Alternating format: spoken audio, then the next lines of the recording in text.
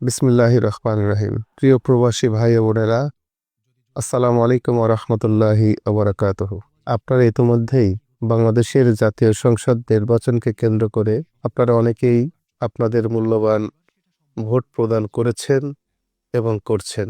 আপনাদের মূল্যবান ভোট প্রদানের জন্য আমার পক্ষ থেকে আপনাদেরকে আন্তরিক ধন্যবাদ এবং অভিনন্দন জ্ঞাপন করছি। আপনারা ইতিমধ্যেই আমাদের কাছে আপনাদের অনেক সমস্যার কথা তুলে ধরেছেন। আপনারা বিদেশ থেকে অর্থ উপার্জন করে বাংলাদেশের অর্থনৈতিক চালিকা শক্তিকে সচল রাখেন।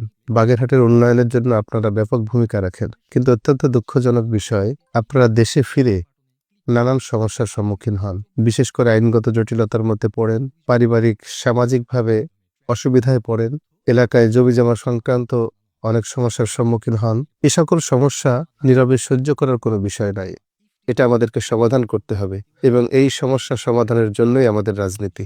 সুতরাং আগামী দিনে আমরা যদি সবাই মিলে একটা ন্যায় এবং ইনসাফ ভিত্তিক সমাজ গঠন করতে পারি, তাহলে ইনশাআল্লাহ আপনাদের এ সকল সমস্যার সমাধান করা আমাদের জন্য অনেক সহজ হয়ে যাবে। আপনারা নির্বিঘ্নে বাংলাদেশে আপনাদের সমস্যার সমাধান পাবেন। আপনাদের উপার্জিত অর্থ সঠিক জায়গায় নিরাপদে বিনিয়োগ করে আপনারা আপনাদের ব্যবসায়িক কর্মকাণ্ড পরিচালিত করতে পারবেন।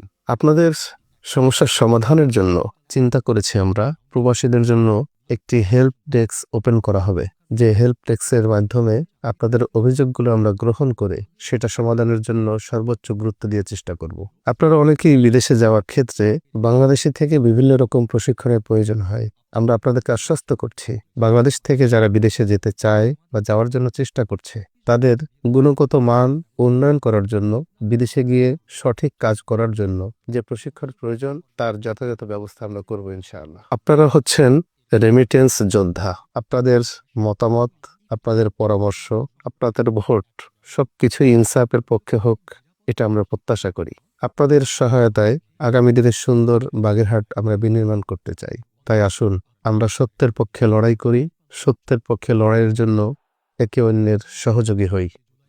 আপনারা ঐক্যবদ্ধ থাকলে ইনশাআল্লাহ বাংলাদেশের মানুষকে আমরা সঠিক একটি উপযুক্ত জায়গায় নিয়ে যেতে পারবো। আপনারা এবং আমরা যদি ঐক্যবদ্ধ হতে পারি, তাহলে আগামী দিনে দুর্নীতিমুক্ত একটি বাগেরহাট সহ বাংলাদেশ, চাঁদাবাজ, অন্যায়, অবিচার, দখলবাজ, টেন্ডারবাজ সমস্ত অন্যায় প্রতিরোধ করা আমাদের জন্য সহজ হয়ে যাবে।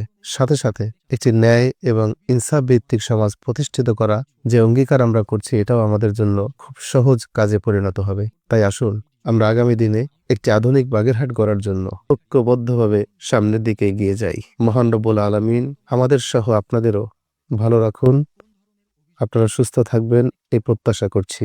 আসসালামু আলাইকুম ওয়া রাহমাতুল্লাহি ওয়া বারাকাতুহু।